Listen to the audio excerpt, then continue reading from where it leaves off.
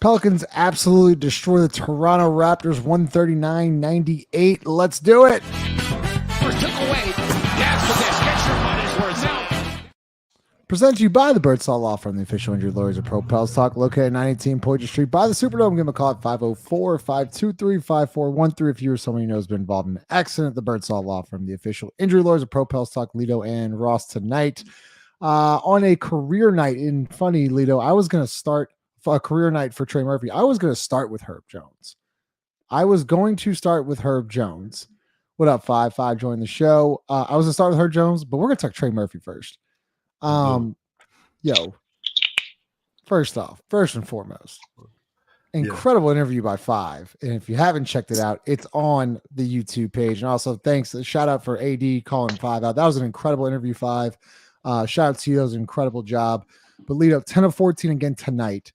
We have talked about it ad nauseum. Be patient with it. Be patient with it. Be patient with it. Well, the last couple games, last 3 out of 4, he's looked like himself. What are you seeing from Trey? I saw 71% from 3. I saw 70 sub 70 from 3. I saw a lot of things, to be honest.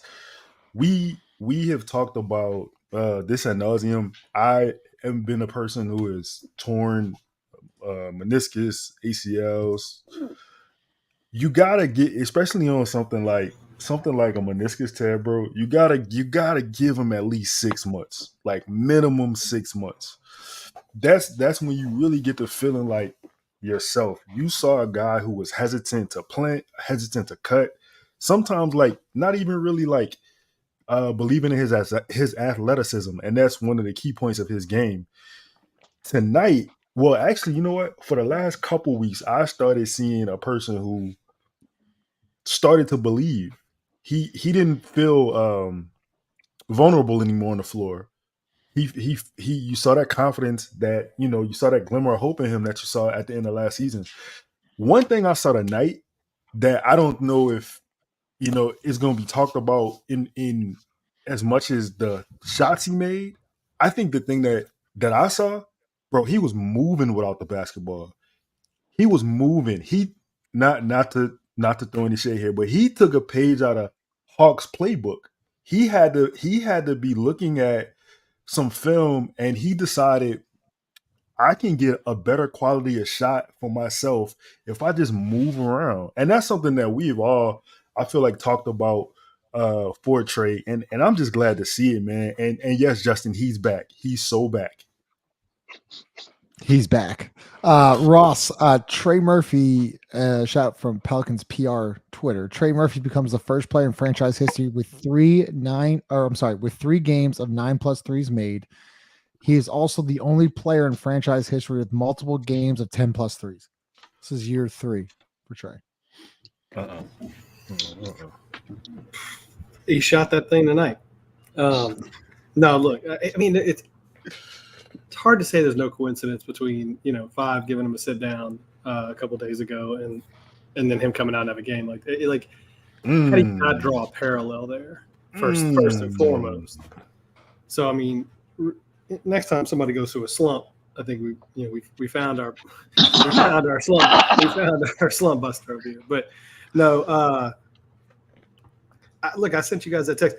If Trey and Herb are this, right, and yes, they're not going to do this every night, right? But if they're this type of combo, it changes everything. I really do. I think it changes everything about what I think this team can do in the future. And to be fair, what they can do this year. But you now have, there is no more questioning the Herb Jones shooting. You can't question anymore. And Trey is an even different animal than that, right? And I think we heard our guest talk about it, last time. Trey is the game breaker. He is the guy that can blow the roof off of certain arenas when he gets going like that, because he does have that sort of Hawk unconscious, fuck, I'm gonna just shoot it mentality. And then I think what you saw tonight, Toledo's point, was it's crazy how a guy's confidence changes when he has a good game or two, strings a couple together. Now we're moving off the ball. Now we're going in for offensive putbacks. I was about to say the offensive putbacks. Everything starts to change when he sees a couple shots go through. That's why it's so vital that he makes shots, because it changes everything else about his game and the way he's going to play and what he brings to you both offensively and defensively. Once again, if you haven't checked it out, make sure you check out Five's interview with Trey Murphy one-on-one. It's on it's under all of our accounts on YouTube. But Five, one of the more important things I thought about from that video is what Trey said. I've kept the same mentality the entire time. I just know that I work hard and I know I try to play the game the right way. And so it's going to reward you. We talked about, the mental state of the game, but when you keep the same process, even when you're struggling, you keep the same process, you keep putting in the work like he has, and then you eventually see these kind of streaks of just 30-point games, 10 and 14 from deep. That's got to feel really good for a guy, especially like Trey Murphy, who has struggled over the last couple months. If you just start from the Knicks game, that's 26 at Indiana in a loss. That's 11 points. And you jump back up at versus, they were back-to-back, right? That was the game, the Indiana game at Indiana. It was a back-to-back from the Knicks. Go up to 11. And then here at home against Indiana, that's 28. And now tonight, after 3 days rest, that's 34. That's just a guy that's in rhythm finally, right? Like, I think Toledo's point, he hit almost like your body has to get healed before your mental can when you're coming off injury, right? Your mental almost has to wait until your body's fully healed to even surpass it, to even push it to another level. And I think that's kind of the point where we're at. Trey wasn't missing bad, right? He was missing it was the mental confidence when he was struggling. Now you're just seeing the reverse act of that. All right, now my confidence is back. And you see these, kind of performances tonight. Really what was really important about the interview with me and him, I thought the connection between him and Willie Green was an undertone that we don't really talk about. That's his first coach. And you can kind of tell usually there was some bumping of the heads. And he kind of alluded to it. They didn't really communicate with each other at first. And now you're kind of seeing, again, the opposite of that. They're just connecting with each other. They're running plays for Trey Murphy. Remember, they weren't even running plays for him at the beginning of the year. He said he's just going to get his in the flow of the offense. Now, similarly, Trey is a part of the offense. There are plays ran for him. And we see lineups with, when Herb Jones is knocking down threes. Now you actually see Zion with 2 shooters. So what are you really going to do? Trey doesn't feel like I have to be the only one knocking down shots. Now it's Herb Jones in the corner. There's so many options now, and you're not going to see performances like this all the time. But this is just an idea of what it could look like. Yeah, well said. Go ahead, Lito. Hey, I just want to add on to this point and shout out to Five because that was a great interview, and shout out to him for to be so candid about his relationship with Willie Green. Right, I still feel like this though. I cannot shoot Willie Bell on that because it doesn't matter if you don't have a relationship with him. Run a play, dog. Run a play for a shooter. He should not. At the time, he was not a guy who got his off the dribble. So you had to put him in some sort of set. You got to put him in a spot where he can win. Thank God his game has developed to an extent where he does feel comfortable getting his own shot. You've seen him work on floaters. You've seen him get into the lane and pump fake and then dunk on guys at this point. You know what I'm saying? So this is fucking crazy. Lito, let's start. I'm gonna throw it right back to Herb Jones. For real, yeah. I'm gonna give you a stat here, but I have a 2-part for you. So I'll butcher. So 10 out of his last 13 games, he scored in double digits. Yeah. We wouldn't say we had a serious discussion, but I think it's starting to become a serious conversation. I think Herb Jones should be in the most improved, the MIP race. Do you think I'm crazy for saying that? Because I feel like in that race, it's all about points per game and things like that. But if you really look across the board of most improved, Herb Jones is shooting 40 whatever it is, 42% from deep. That's a career high. He's taking 3-pointers at a career high clip. He's shooting free throws now at 90% or 89%, something ridiculous. That's a career high. Field goal percentage, career high. Points per game, career high. These are all improvements from last year. Now, is he averaging 25 a night? No. And I understand Maxi's most likely going to get that award probably because who else are we thinking? Kobe White, I think. Or Kobe White. Okay, that's fine. Kobe White. Like, whatever. Like, I'm just saying that, Lou, does he deserve to be in that conversation? No. Really? That conversation I don't think is important. The conversation that is important is first team all defense. He's going to get that though. He's going to get that. He's yeah, but he's going to get that. I'm not worried about that anymore. Justin, I'm serious.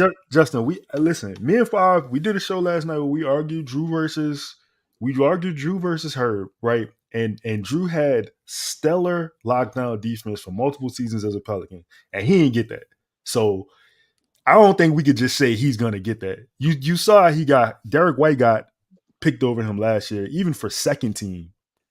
So I think, I don't know, man. I think him getting that is a huge, huge, huge honor. But I do want to say, you said what, 10 out of 13? 10 out of 13 double-digit games. 10 out of 13. All right, so going back to January, the man is shooting 52% from 3 in January. He shot 54% in February, and right now he's shooting 62% in March. I know it's only 2 games, but still. I mean, hey, we gotta keep listen. He shot 54.8% in the month of February. Bro, listen, I'm literally at the point where I'm saying Herb Jones does not get enough shots. You have to give Herb Jones more shots. I'm not even being funny. Like, he is a fucking knockdown shooter. He's a guy you gotta account for now. Like that, bro. It's mind blowing. And Justin, I understand what you say when you say he should be in that number. I just think guys have taken like bigger leaps. Kobe White, for instance, like he's the shit. Is it okay? Let me pull him up. Go ahead. I just go ahead. No. To be, Kobe White went from 9 point. He averaged 9.7 points last year. Now he's at 19.6.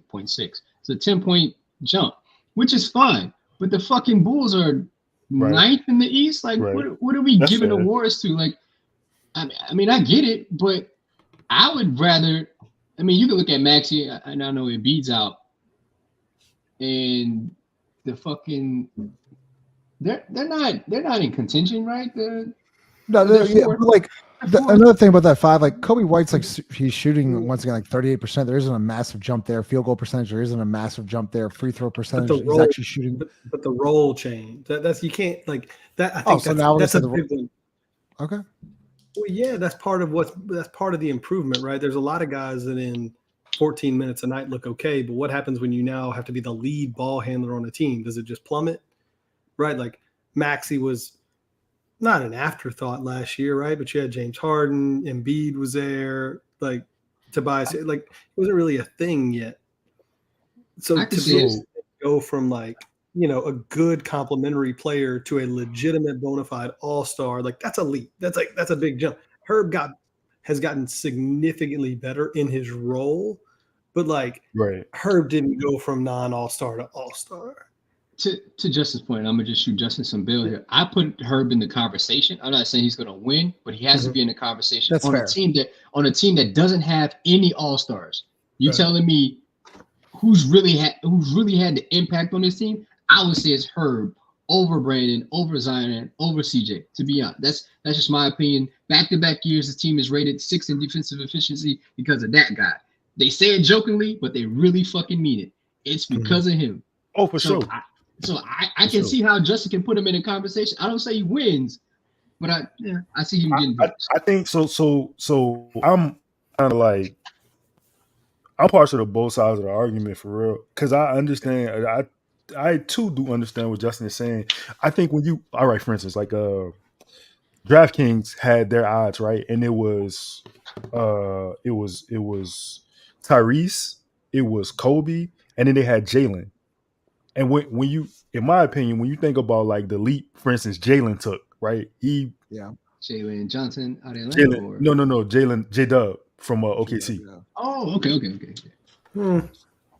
So, but anyways, but fuck them. This about her. So I really like. I just really think it's important that you don't understate. Like, I'm not trying to understate Herb's value at all. Like, he is literally the heart and soul of this team. He is the thing that powers this team, right? Again, he's got to shoot more threes. He shot 8 tonight. I'd like to see, bro, going to the season, we were saying maybe 3 to 4, you know what I'm saying? He got to at least shoot 6 now.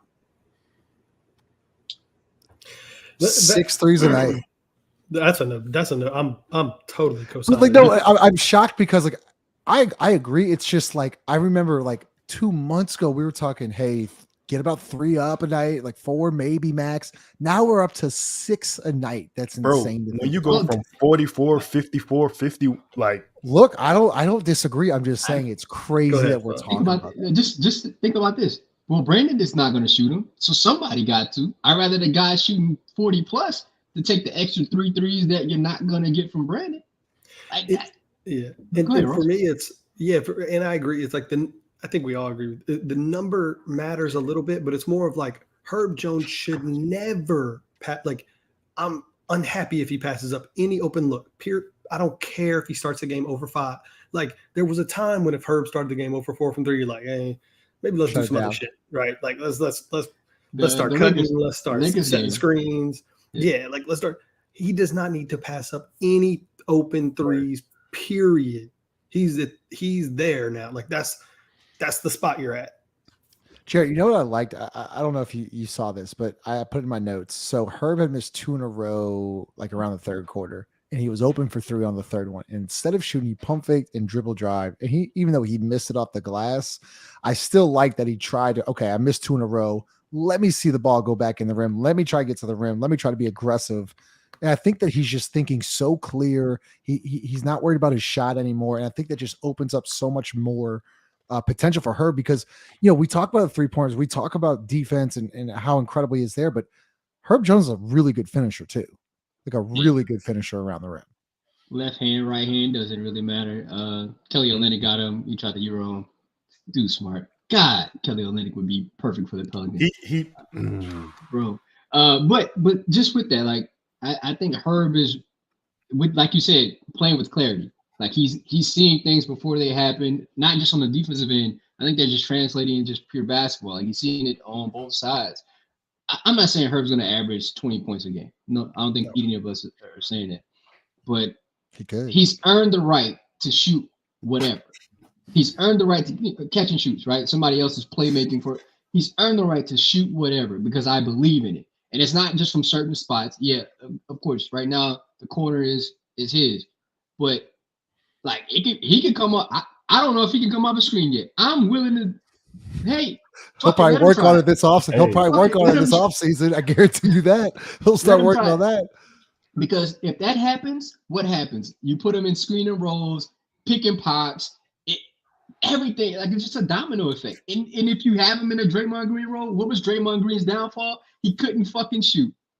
And now you got a better, in my opinion, better defender and now a better shooter.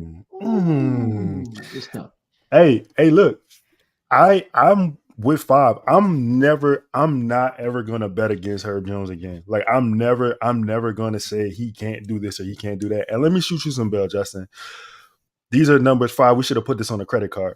33.7, 33.5 to this year, 43.6.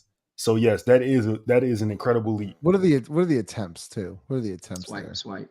So you went from 2.2 to 2.5 to right now 3.6. But I'm telling you, by the end of the year, it's gonna be 6.7. I'm calling it. That'd be crazy. Hey, before we get to the next segment, please make sure you smash that like button. It really helps out the channel. Lito, back again. Taking it away from and War, the crossover. Brandon time. Man, oh man. Joe, did you see? Hey. Taking it away from and War, the crossover. Brandon time. Hey. Somebody got to take Buddy's shoes. Say, bro, he made that man do the hokey pokey. He turned himself around. Buddy Slim said that man is Saskatchewan. He wasn't even in Toronto no more. That motherfucker was in Ontario. He was in Scarborough. He wasn't nowhere in the fucking facility. That boy he was in a whole different sport. He went from playing. Go ahead, my bad. No, he went from playing basketball to playing ice hockey. Nah, that boy was in Detroit. You know, Toronto, right? That boy was in Detroit. Listen, his potting under the rim didn't do him no favors either. Hey, oh yeah. He hit one of them. Oh yeah, I'm trying to now. Hang tween step. Wait, hold up. Justin, can you play it one more time? Because look, Five and Ross, did y'all see homie after he spun, he kind of pointed? Like somebody was taking it away from and wore the crossover. Brandon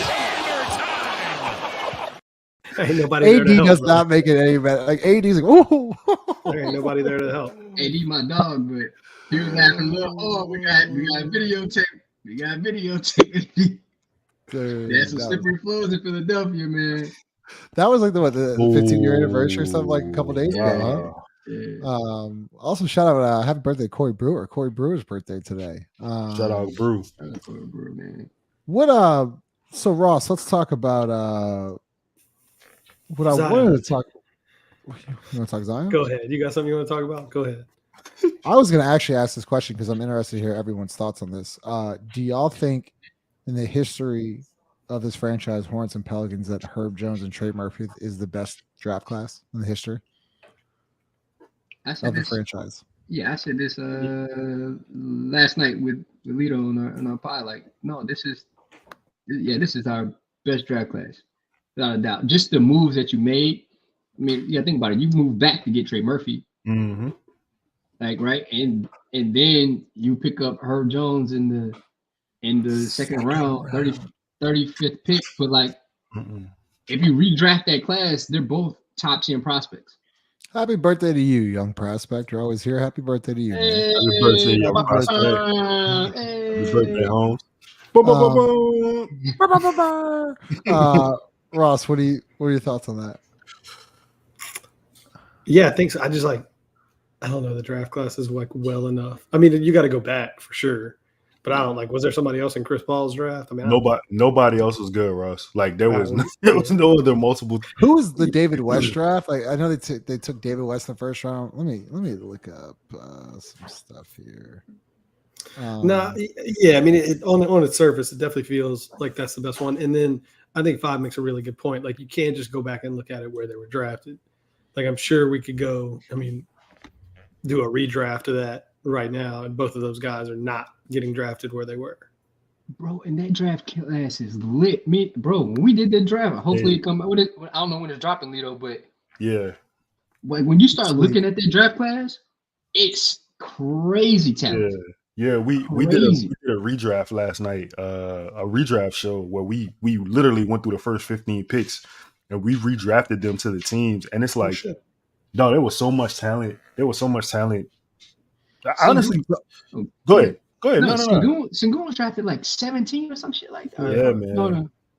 Yeah, man. The only thing I could think of they drafted Chris Paul in 2005 with Brandon Bass, but Brandon Bass didn't catch on until he was at the Celtics. So like it was like at best a fringe role. Right. Like a fringe. And you obviously have Anthony Davis, Austin Rivers, Darius Miller draft class, but I'm taking Trey and Herb. Not doing that interview, man. Yeah, that's really it. Hey, shout out to J-Dub, man. Shout out that boy Jeremy because he tweets this shit often. The 2021 draft class saved this franchise. Oh yeah, for sure. Yeah, there's no doubt about it. What about what are your thoughts on Larry Nance tonight? Once again, he started. Ross, go with you first. So Larry Nance, once again, is this going to be a thing where they're going to start Larry Nance in the second half of games?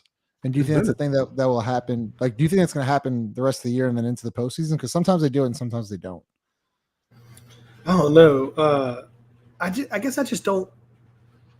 It's not. I don't understand it. I don't understand it. That's really the thing. I don't get it. If it was, there's just no rhyme or reason. Like I don't understand why you're doing. Like, what are you trying? Are they trying to see something? Like, are they trying to change the pace? Like, why don't you start in the first half too? If you know you're starting the second half, or bring him in and bring him in first off the bench. I'm not sure. I don't like it. I think it's totally pointless for the most part. I don't know why they do it. I don't. This is one of those perplexing, like just doing something to say you're doing something things for me. A lot of teams go small against Toronto because their idea is right. We're trying to run and spread and play with pace. And when you have JB out there, it kind of minimizes that. It minimizes like their lanes that they're trying to drive through. So I can see why, but they don't execute well enough to do it. Right? They don't do the things you expect to happen if you're going to go small. Like I think it was the beginning of the. Matter of fact, I don't know when I text you. I was at the first half or second half. If you're gonna have Larry out there, first half, like if you're gonna have Larry out there, why are you switching everything? Like you shouldn't be in drop coverage anymore. Like that's why Jonas out there. Like he can't switch everything. So hence why he would be in drop. So if you have Larry, you just switch everything and they don't get open looks and you force them to drop the ball. Yeah, you don't have any rim protection, but you didn't have that anyway. Like Larry isn't blocking a ton of shots. Hey, Who said what? I said something? No, comment. From Caleb Williams. Sorry, 5. It was. Oh yeah, I saw that earlier, and I was like, yeah, crazy. But that's my point. Like they're not executing well enough. It's like I can see why they're doing it, but they don't do the things you expect them to do if you're gonna play that way. Yeah. Lito Zion Williamson also had a triple-double tonight, 26 minutes. 16 points, 9 assists, 8 rebounds in 26 minutes. With 2 blocks. You know, he what about that dunk tonight? I'm all for, running and gunning and trying to run up the score, whatever. But when he landed off that alley-oop off of Jose and he landed like a little awkward, my heart stopped. Did you see that? Did you see that dunk? That was more his fault than Jose. Like it was a decent pass. No, like, it wasn't Jose's fault. Yeah, I mean, he caught it. Like it was fine, but he just kind of fell a little awkwardly there. Swung. I saw it. But to be honest, bro, that's how they should play. They should play faster with pace. You could. This team could be a highlight factory with the athletes that you have on it if you play with more pace. To answer your question about how Zion. What? So it's like it's funny because I saw people in the chat talking, and Brandon had a sub 20 game, Zion had a sub 20 game, and it's kind of like, yeah, but like when you up by that much, it's kind of it was really pointless. And this is a bad team, and you did what you were supposed to do against a bad team. Like you beat the shit out of them. You know what I'm saying? Like you send their fans home crying. I feel like Zion has been on triple-double watch now, for a couple games in a row. It's getting to the point where this style of play is kind of like breathing for him. It's becoming effortless. He's been having some incredible passes after he gets into the lane. He found Trey. He found Trey on a frozen rope, yo. It was like a play from the shortstop to the first baseman. He threw the shit out of it, right? And Trey caught it. That was out of bounds? No, you're good. All right. Trey, I'm just trying to make sure. So Trey had no hesitation on the shot. He raised and he shot it, and it was, it was water. I think the point Zion effect is really starting to come full circle for this team. Excuse me. I'm sorry. Not point Zion. Just Zion being a point guard, right? Just is really just starting to come full circle for this team. I think that the more you see this, the more it will be effective for this team in the playoffs because of the type of usage where you can't really. It's hard to double a man at the top of the key when he has the ball. Like the floor is so wide open. He can see everything. It's not like he's posted up and a double is coming. He's facing the floor, so he can see guys cutting. He can see guys flashing open. He can see the double team facing him. I think that like they should lean into this more.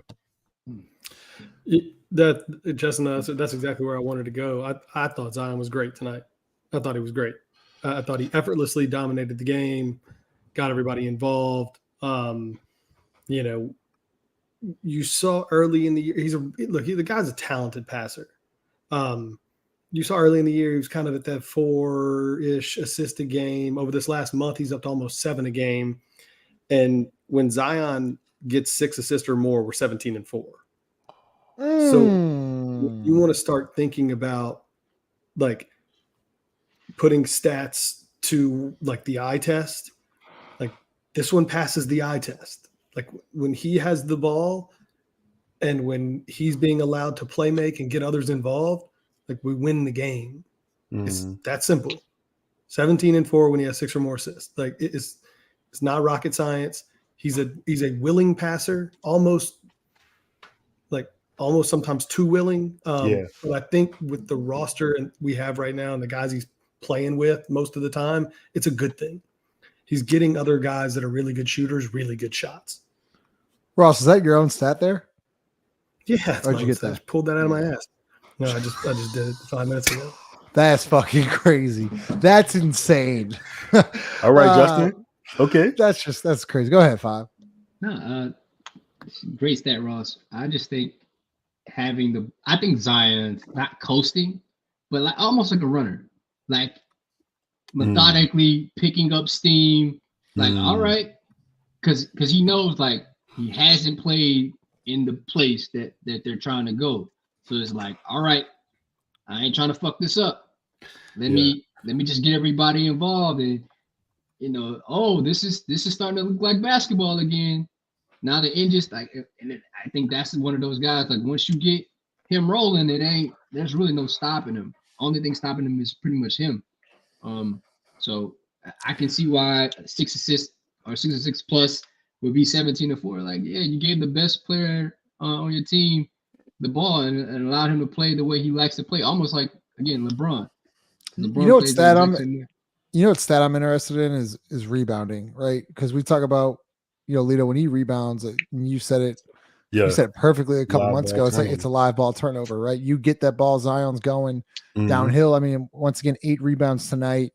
When he rebounds the basketball, this team's out in transition. You have Trey Murphy running to a corner, CJ McCollum running to a corner, Herb Jones is slot diving or trailing, and then you got Brandon Ingram or Jonas Valanciunas in a high PNR. Like, we talk about it. We talk about space all the time, but when Zion's in transition, how do you stop this team? Because first and foremost, I can guarantee you the defense is getting back. They want to stop ball first. So you're forgetting about the shooters in the corners.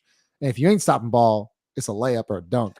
So do you think the best version of this team is when Zion's just rebounding and we're going? Absolutely. And playing with pace.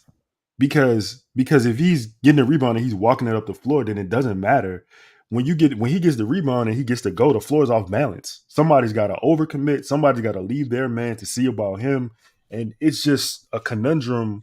It's a domino effect of guys being open. I really feel like, yeah, I agree with you, Sean. I like that. I really feel like, bro, I think Zion in the month of February averaged like 7 assists a game. I got it right here. In the month of February, he averaged 6.5 assists and 5.6 rebounds. So take exactly. Come on, Justin. Give me the 7. I'll give you 7. I'll give you 7 assists, man. All right, cool. So I'm saying that to say in the month of January it was 4.7 or something like that. So you see, yeah. You see the uptick in the particular play style, and I think when you look at that, you specifically see Zion's improvement in cardio. Because go ahead. No, I was going to lead in. I was going to talk about that because the back-to-back games only gotten 21, 26 minutes. Is that because they've been blowouts, and that's a great thing? But does that worry y'all a little bit or no? No, not when you look at this fucker. What's the score? No, I know. But like you go from that, and I'm sure he's going to start ramping up once he start playing better teams. But playoff wise, you're getting 38 to 40 minutes a night. Let me just say this last point, then I'm gonna land my plane. I'm with Ross to this though. I feel like sometimes he's too much of a willing passer to a fault. When when the game needs to be decided by the superstar, I don't want him to look around for Najee Marshall. No disrespect to Najee, but I want him to be Zion, and I want him to say, "I'm gonna take this game over." And I want the same thing for Brandon. I want the hierarchy to really be set at that point. Yeah. So look, we're gonna get into this. So let's see this. Hold up. Fresh Prince, we're gonna answer this question, but we gotta go to break for 1 second. So when we go to break, smash the like button. We're gonna hear from DraftKings, and then y'all gonna drive the show. Any comments, questions y'all have for the panel, we're gonna answer them. Let's hear from DraftKings Sportsbook. The NBA season is in full swing, and when I can't get enough of the action on the court, I spice things up by betting on DraftKings Sportsbook, an official sports betting partner of the NBA. Right now, new customers can bet $5 and get $150 instantly in bonus bets. Download the DraftKings Sportsbook app and use code BOOT. New customers can bet $5 to get $150 instantly in bonus bets. Only at DraftKings Sportsbook with code BOOT. The crown is yours. Gambling problem? Call 1-800-GAMBLER or visit 1-800-GAMBLER.net. In New York, call 877-8-HOPE-NY or text HOPE-NY 467-369. In Connecticut, help is available for problem gambling. Call 888-789-7777 or visit ccpg.org. Please play responsibly. On behalf of Boot Hill Casino and Resort in Kansas. 21 and over. Age varies by jurisdiction. Void in Ontario. Bonus bets expire 168 hours after issuance. See dkng.com/promos for eligibility and deposit restrictions, terms, and responsible gaming resources. Appreciate DraftKings. So we're going to super chats first, then any questions, comments you'll have. So always appreciate the super chat. So Jarrett from Fresh Prince, if B.I., Zion, Herb, and Trey could all average 6 to 8 rebounds each, do you think Trey could play the 5 next season? Larry can't defend, shoot, or rebound. This is what I hoped. I mean, to close the games. Hopefully my mic isn't off. My bad, y'all. There you go. Yeah, I would have hoped for Trey to play the 5, maybe next year, in closing minutes, but not to like start a game. I don't think he's that equipped defensively yet, especially like help side, to play the 5. And I think there needs to be some kind of defensive principles that need to be set. But if he can rebound, that kind of alleviates a lot of pressure. I mean, especially against teams like, say, you play the Raptors again next year. Yeah, he could play the 5. They don't really have a presence inside. Maybe even teams like the Rockets, right? They're trying to run and gun. Maybe he can play the 5 then, but not like a night in, night out. He's gonna get killed. Yeah. Go ahead, Lito. You want to go? I like Bob's answer because I'm gonna just make my point real short here. Lineup should be fluid. It shouldn't be one thing is set and we just do this for the next 25 games because of whatever reason. It should be matchup dependent. It should be who you're playing against. You implement that lineup. Fair. Okay. Ross from Tom. So the Raptors know who Trey Murphy was. Like this version of the Raptors, who knows? I mean, this is why. Look, I thought we played well tonight. It's great to shoot the way we shot tonight. This Raptors team is really, really bad. And they're a bad team without their 2 best players too. So Scotty Barnes didn't play. Jakob Poeltl didn't play. So I mean, they probably knew who Trey Murphy was. And to be fair, and I've seen this in the comments, and it's just like this kind of stuff is always so dumb to me, but a lot of people saying, "Oh, look, they changed their mind on Trey Murphy." No, we didn't change our mind on Trey Murphy. Wait, what? We did a show on Trey Murphy. We just called it like it was for a month when Trey was playing awful and not hitting any open threes. Like I mean, that was what was happening. It wasn't my opinion; it was a fact. Like just, if you watch the games, you saw it. So does it change the fact that Trey shot really well tonight and that he's a good shooter and he's going to shoot well over time? No, that's great.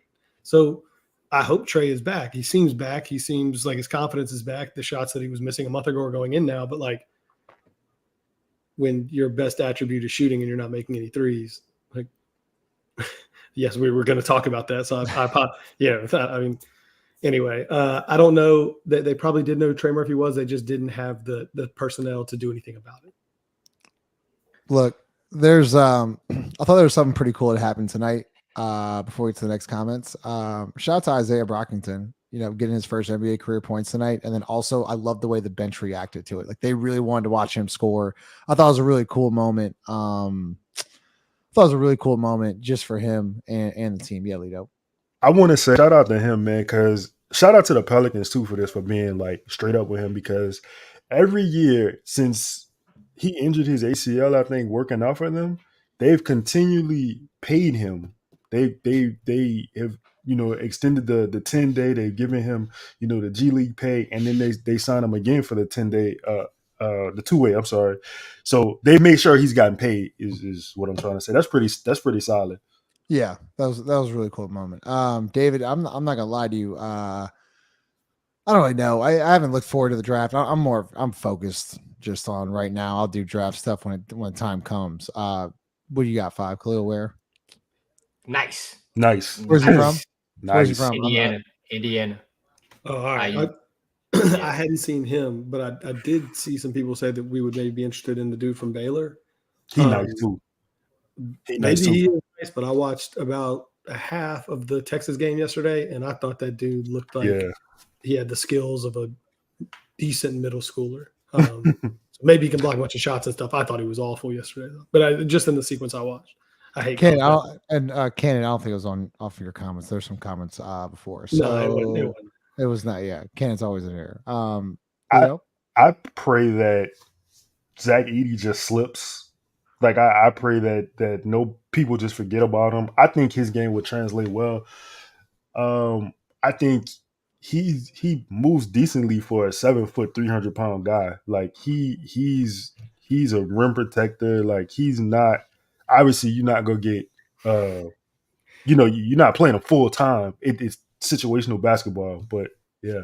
But Lito loves a club-footed big man. Hey man, hey, I'm a representative. Yeah, Jemison now.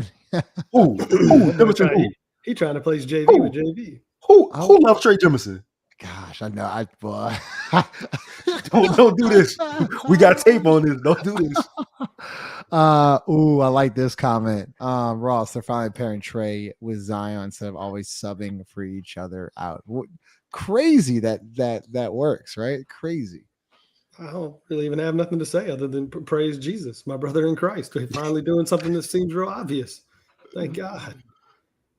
That's it. Okay, cool. 5. Do y'all? My bad. You're killing me. Do y'all think our sub 5? Do y'all think our sub patterns are going to change when playoffs come? Brother, do awesome life. We will have an awesome life if these were to change, but I don't know. I cannot predict that future. Although they've been mightily stingent on this particular instance of subs, is pretty reoccurring. You can kind of tell it by a watch at times, and that's not how basketball is played. So hopefully we see a difference, but I'll be honest, I don't foresee that happening at all, my man. Lito, are the Pels ready to play in front of the hose?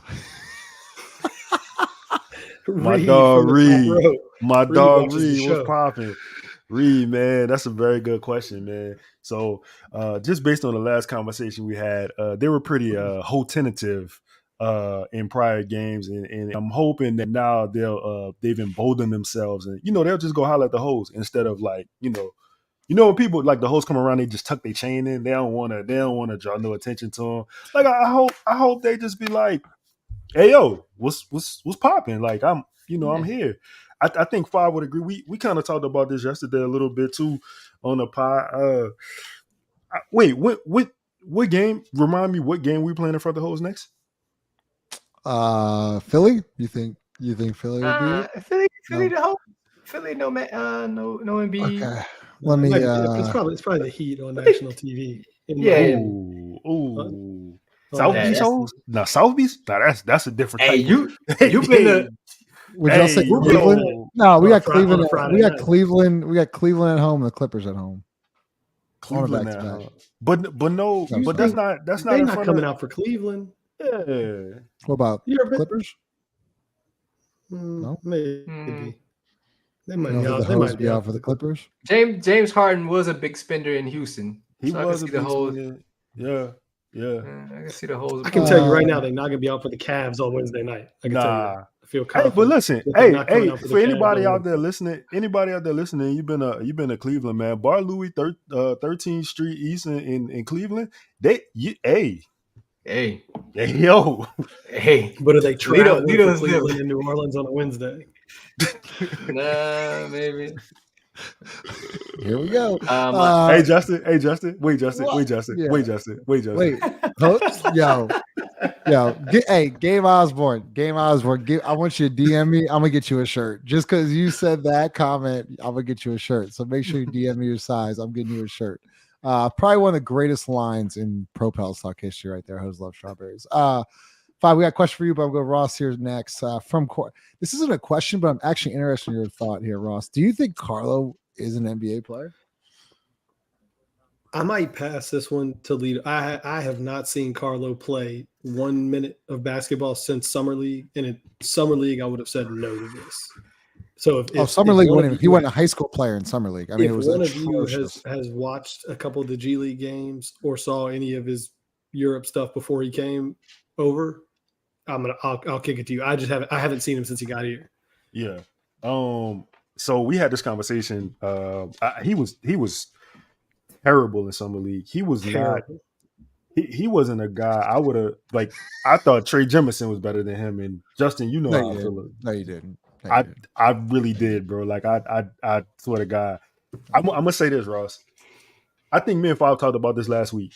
I've watched some of the G League games. Some of the skills that I've seen from him recently, I ain't know he had. Like he was shooting threes. He shot the shit at a decent clip. He was shooting turnaround jumpers. He had good footwork in the post. He did some up and under moves. Now look, I'm not about to tell you he go get in the NBA and be the G League has that effect on people. Do that, you know what I'm saying? Right. You know what I'm saying? So I just think that I think we kind of got to temper our expectations with Carlo though. You know what I'm saying? For a little while. I think maybe 2026. Okay. Donald Steven, I see y'all super chat, so I'll get to y'all. You want to go quick, Five? No, yeah, real quick. To Ross's point, he said the G League would do it to him. You know who it wouldn't do it for? I think I got it. Yeah, you fucking know. All right, next question. From Chris Gray, 5. Do you think BI will be the difference maker for this team in the playoffs, like how Milton was for Milwaukee, even though Giannis was the better player? Yeah, the playoffs. BI is built for the playoffs easily, without a doubt. Like his style of play, his game, like it's almost an in between. It's not like fast, but yet it's with some semblance of pace. If you get him in the right place, right, the mid range, allow him to just cook there and making 1-2 dribbles and pulling up rather than him bringing the ball up and shooting a midi. I think this is the part where you see BI flourish. Maybe we see some semblance of like a guy that may get paid based off these performances, hopefully in the playoffs. 5, do you think that Zion is the lead ball handler in a situation like you had tonight, right? With Zion as the lead ball handler, or generally speaking, being the the playmaker with Herb and Trey shooting like this, like, do you think that helps like unlock something for Brandon in the playoffs? It should. I saw it. Matter of fact, I want to talk about this earlier. I saw something tonight that I was really proud of. I think Brandon was dribbling the ball up. No, matter of fact, it was Zion, and Brandon set the screen. Like that was like one of the first times the first time I saw it, and he gave it to Brandon, and he was allowed to play make. And I was like, wait, so you guys know? And Brandon he kicked it to CJ. CJ swung it to Herb, swung it back to CJ, and that was a 3. Like I think CJ missed a 3, but I was like, that was one of the best like sets I had seen from this team. Like it looked like you guys knew what you wanted to do. Like, can you do that against a really good team so I can see it actually operate? Because that makes sense. And it should unlock something for Brandon because it would allow him to want to play 3-on-2, 4-on-3. And then you have shooters in the corner. And for the love of me, I like Brandon. I like Brandon a lot. Stop bailing teams out with your mid. Stop bailing them out. Because he's like George Gervin, like super long, can get to the rim and finish. Like, that's a skill that he should put in the forefront and use the mid-range as a secondary move, not a first option. Get to the rim first, shoot the midi second, shoot the 3 third. I would live with that if you're Brandon. Yeah, that's a really good point. Yeah, lead up. Before you move on, I just want to say to this comment, Follw Football, and everybody else who showed love, like, bro, we appreciate you because, like, literally, we wouldn't even be here talking if it wasn't for y'all. Like, it's a Tuesday in New Orleans, and it's damn near 10 o'clock, and we just up talking hoops. And there's some shit we get to do, you know what I'm saying, for the love of the game, for reals. But we appreciate y'all being here. And the last thing I got is, Corey, my dog wants you to unblock him, dog. I don't know what happened, but he wants to unblock him. So I'm just trying to throw the alley. Bringing people together. No, for real. That was well said, Lito. We really appreciate y'all and all the super chats. So, Ross, let's go from Donald, who's always here. Appreciate you, Donald. My biggest worry is Willie will run Larry into the ground. Second biggest is CJ's health. He already ran to the ground. We'll need both, regardless of health. They will play. Are you worried about that? No. Well, yeah, I am worried about CJ's health because I do think you need a healthy CJ in the playoffs. There's going to be games and times where he's going to be called on, whether it be from injury, whether it be just shot making, whether it be spreading the floor, whatever, right? You're going to need a healthy CJ. I'm not one of these proponents of, like, I mean, I don't want him to run Larry. I don't want the guy to get hurt or anything like that. But I don't think we need Larry now or in the playoffs. I think I've said this before. I'm of the opinion that if Larry's going to play, I would rather just Zion play the 5. Like, I would rather restructure minutes. And if you're going to go small, just go small and live with the consequences. I just don't know that Larry brings enough. Like, he doesn't bring rebound. I mean, it's just a little too much like intangibles. Like, well, he brings IQ or something else. It's like, you need a backup center, but, like, I don't think Larry does anything for you that, like, playing Zion at the 5 for a few minutes or stealing a few minutes with Trey at the 5 or Herb in certain situations at the 5. Like, I think there's just a variety of lineups you could play that don't involve Larry, and you're fine. Like, I really do. But I get his point. I do get, just last thing, I do get Donald's point. Like, we know that's hypothetical. Willie's gonna play Larry, right? So I don't really worry about it because I don't think it makes us any worse if he doesn't play. But nonetheless, I think Ross is right, but also Donald, great question. I asked Willie Green this. Remember when Larry? I think it was like the first injury this season. I asked Willie Green, like, and JRU had been playing well. Him and Cody Zeller had been, like, playing well. I said, with Cody and JRE playing well, this is kind of allow you to tell Larry, don't rush back so soon. Allow yourself to heal, and because the most important part of the season is the end of the season. And he was like, well, Larry says he's ready to go, so we're gonna give it a go. I think that's a little bit of, like, you're doing yourself a disservice. I'm not like totally in agreement with Ross. Like, he doesn't break anything. I actually do think Larry's a good basketball player at times, but I also do think that he's been ran into the ground a little bit. Like, since he's gotten here, he's been ran into the ground. Probably to his own fault because he wants to play so badly. But if we would have developed Jackson Hayes a little bit better, if we would have probably invested a little bit more minutes into JRE, I mean, you signed him, so you had to say he was good enough. So you should have done something to, allow him to play if you're going to take up a roster with a guy in JRE. And I think he's been all right, but what's the balance here? Like, if you're going to sign a guy, is he able to play? Because if that's the case, you might as well have played Cody Zeller in the minutes you were going to have JRE out there. Hey, can I respond to that, Donald? Donald, that's a great question, but I was dying at this because I remember this moment, and it was so funny to me too, and I can't tell you why, because it was a textbook reverse layup, but I don't know. I'm sorry. I thought the same thing. I was like, what the fuck's going on? Leo from Steven. Steven, appreciate you, man. Love y'all. Is this version of BI with Z capable of a deep playoff run and or worth a big money extension? Is it capable of a deep playoff run? Man, Steven, bro, I hope so. I honestly, like, me and Justin was talking about this earlier. Like, that would be awesome. I would love to. Steven, hear me out for a second. If I could just have a heart-to-heart with you. I want to be associated with winning. I'm tired of losing, bro. Like Justin told me, we were talking earlier about 7-year playoff droughts and shit. Like, bro, in 7 years, my daughter gonna be 7. I'm not trying to be associated with losing like that, Steven. So I hope so. And as far as like the big money extension, like I say this often. I'm a fan of BI. I just don't necessarily like how him and Zion play together. And that's not a knock on BI and it's not a knock on Zion. It's just the marriage of the relationship. Personally, I feel like the extension, it just depends on the money.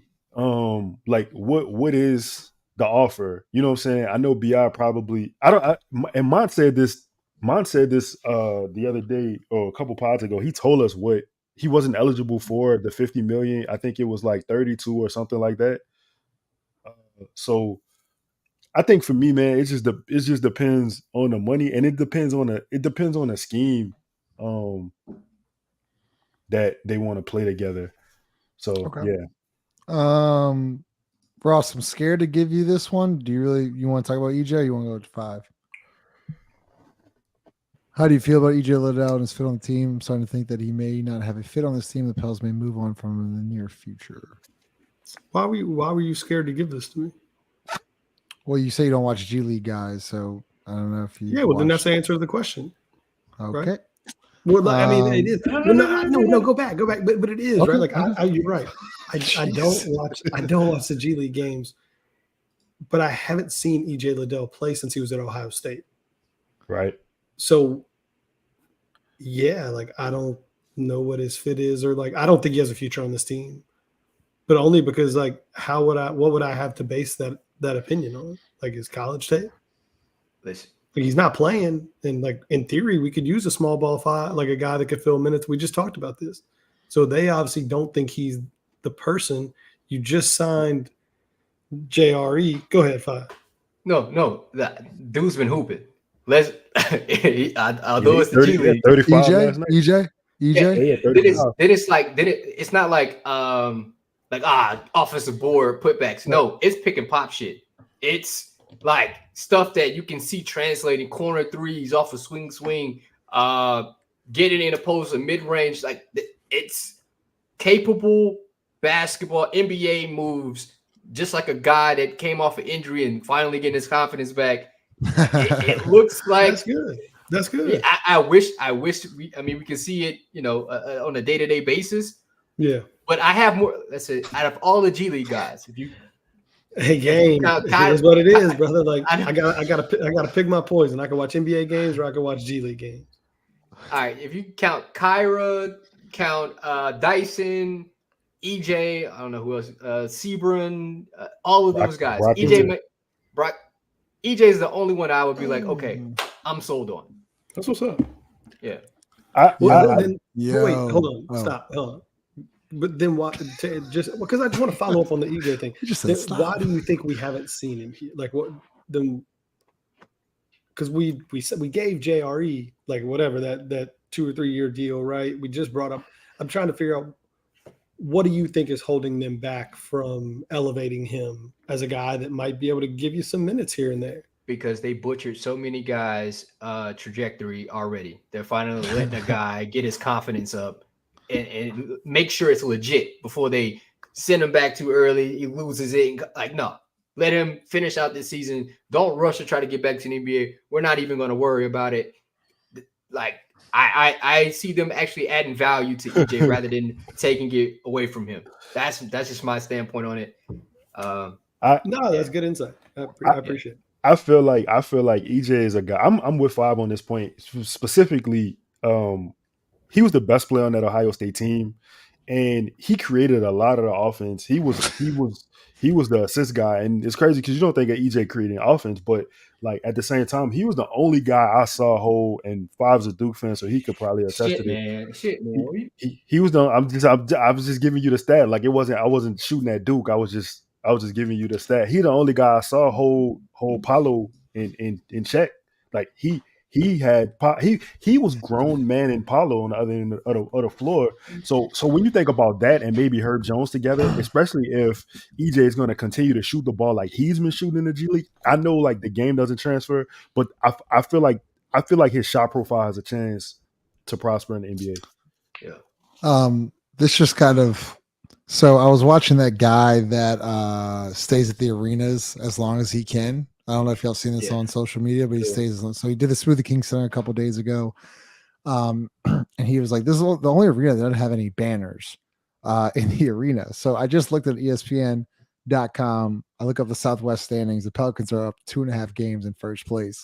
If they win the Southwest Division, do you think they're going to hang a banner in the Smoothie King Center? They better. Hell yeah, they better. They better. You think they're going to hang a banner? You think they hang a banner? Fuck, I'd do it. I hang my own banner. I do it myself.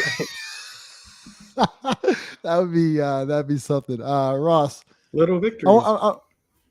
I really want. So we'll close with this. We'll go 5 or 10 more minutes. Okay, we'll go 5 or 10 more minutes. If you have any questions or comments, Ross is upset. Why do you hate? Okay. From Vince, the Zion/BI pairing isn't perfect, but it's viable if you find the right center. Do you believe that?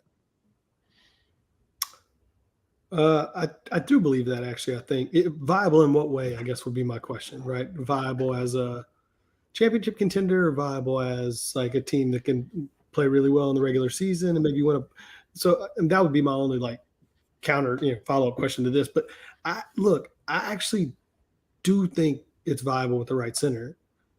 I do. I think if you had a center back there that could make up or cover for some of the mistakes that they made, or just some of the lack of maybe defensive talent, right? Or however you want to call it, right? Like CJ's not a strong defender. Brandon's not really that great of a defender. Zion's not really that great of a defender. Trey's not really that great of a defender. If you had somebody back there that could just clean up some of the mistakes or deter some shots at the rim or do a little more, I think you change. Like I think you bump the floor and the ceiling up of the team just a little bit. Maybe not to championship contender, but I think you bump it up to like legitimate, consistent, like threat to get to the conference final. I really do. I do think that, because I believe as Trey continues to evolve or get better, as Herb continues to evolve and get better, as Zion, same thing for Zion and Brandon, as they both continue to get better, they're like the ceiling is it can get higher. It can. So I agree. I think it's a good question, and I do think you can continue to improve this team as it looks today with a better fitted center. Lito, Lito in 5. I don't hate the question for the fact that he's trying to replace the center. That's not my issue. My issue is you're gonna get, because I do think Jonas is at this point he's just a guy holding the spot for the next guy, right? My problem is the philosophy of the team, because you're gonna get another center, and if you're still gonna play drop coverage, none of that matters. If you get a guy who can defend at the rim and you still have him in drop coverage, what is the difference in how you're playing basketball? So I think my question is the philosophy going to change along with the player? Then cool, yeah, sure. But if you're going to get Isaiah Washington, I'm just throwing a name out there. You get Isaiah Washington and you have him playing drop coverage, then you, in my opinion, you still gonna have the same deficiencies as you have with anybody. Just my comment. Yeah, if y'all talking about defensively, all right, right now they're like 5th in opponent's points in the paint. Right, I just look like, all right, if they get the first, do they get 2 more wins? I don't know what that does. I'm not saying like the center is the position like that they need to be looking for. I think offensively is the real true problem. It's not defense, because you're 6. Okay, cool. What's the problem? Offense. All right, well, it's about their strategic game plan night to night, about how they're going to play. That's the true problem. Who's going to have the ball in their hands? Who's going to be – I think they both need to grow offensively and stop being stubborn. Brandon needs to shoot more threes. To be honest, I don't think Zion needs to shoot mid-ranges anymore. Like if he doesn't get a floater, yes, or something of that sort, but also he needs to shoot threes. Like he can't just not provide space too. You can't just take up all the space. So if you're gonna put another center out there, make sure he's athletic and get rebounds. That may shore up everything, but it's really the offensive scheme that's the true problem, and not necessarily like a center issue. Fair. Ross, what do you guys think is the team's Achilles heel? Because I think it's getting the long rebounds and free throw shooting.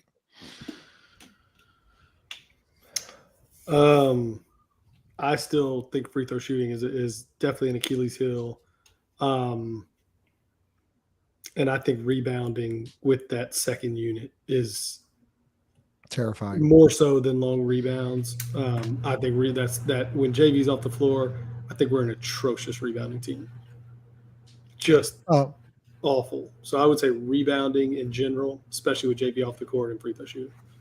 2 more questions. So the first one's will go to Lito, last one will go to 5. 5, did you want to say something real quick or no? I mean, to be honest, to young prospects' point, those are the only 2 things you really can improve on from now to the end of the season.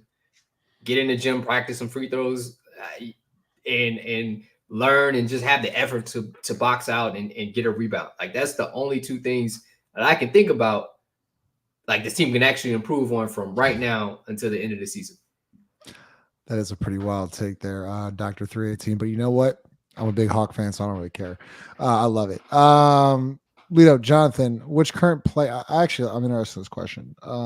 What current playing teams do you see missing the playoffs if all the teams are at full strength?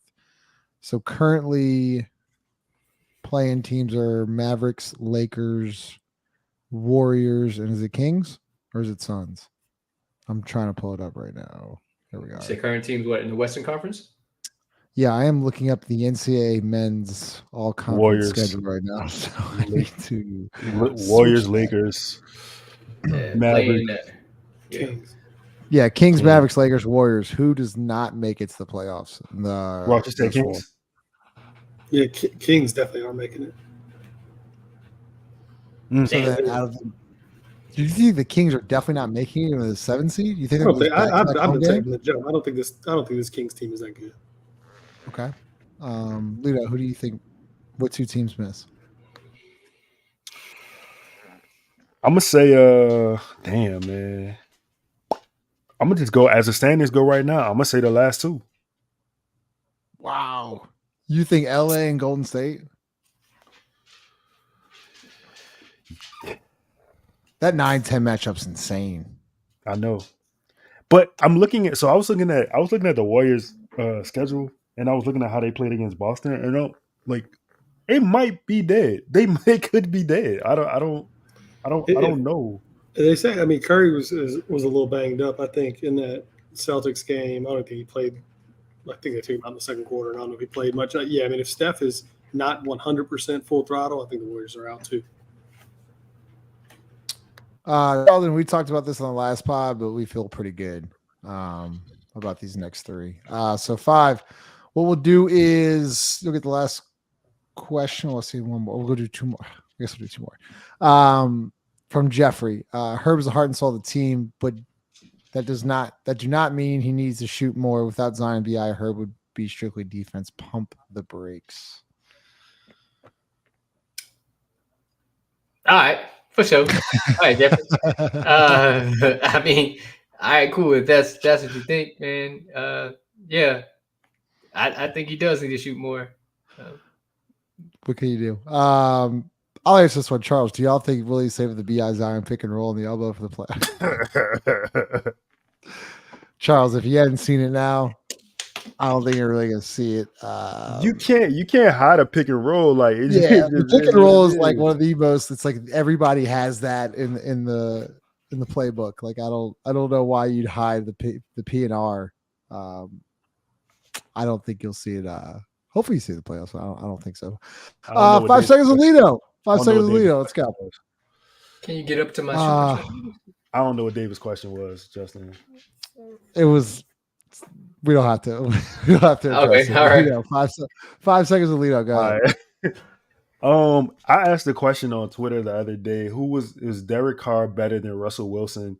And a lot of people told me that Derek Carr was better, and it was overwhelming actually. And I understand that Sean Payton gave Russell Wilson $85 million to go away, but I thought the most interesting response to the question was, it does not matter. There are two cheeks of the same ass. Good night. Smash the like button.